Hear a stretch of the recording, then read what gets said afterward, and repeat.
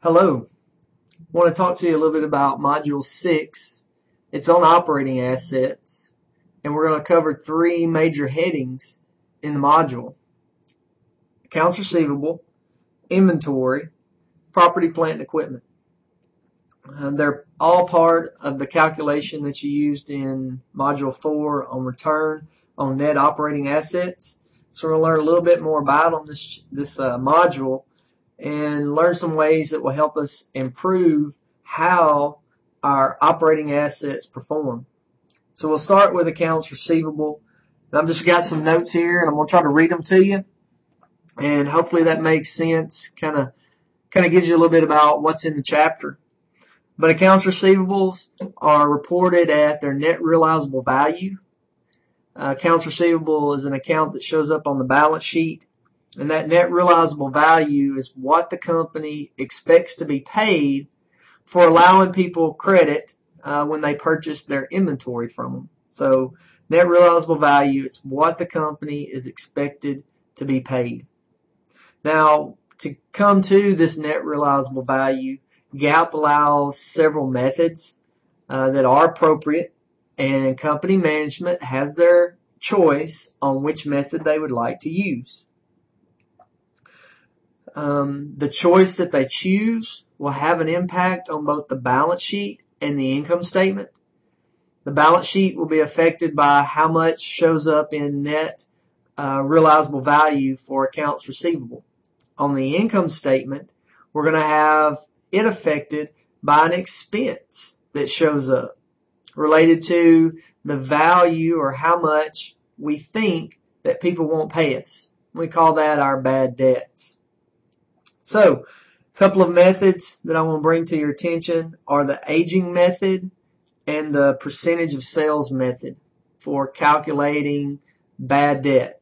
Or sometimes people just refer to it as calculating their allowance for doubtful accounts, which is essentially saying how much they expect people not to pay them in the given period or in the current period.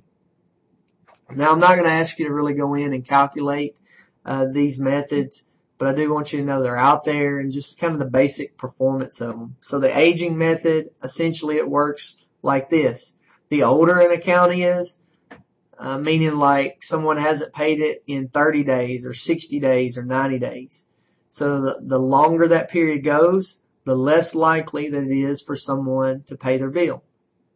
Under percentage of sales, what we look for is if sales are $1 million, we just estimate a percentage of that sales amount that will go uncollected. So we might say 1% of our sales are uncollectible. So you take $1 million times 1%, and that would give you your allowance amount for the current period.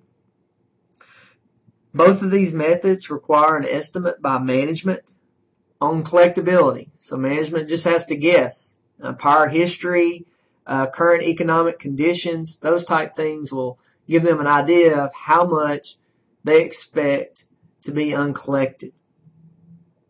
Now, accounts that I've talked about relate to the allowance for doubtful accounts, or it could be called allowance for bad debts. That's a liability account, and it's going to show up on the balance sheet.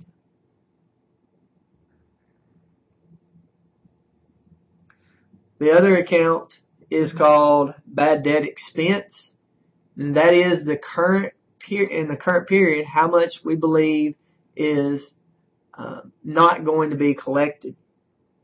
Bad debt expense, again, it's an expense account, and that is going to show up on the income statement.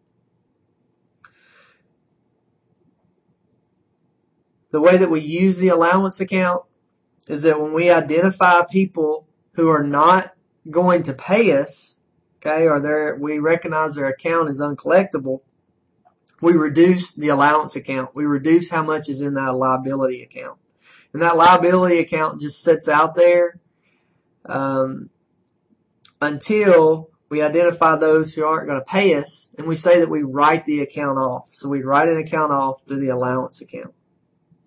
Now, shorter paying times, meaning, well, I'm about to run out of time, so I'll wait till the next video.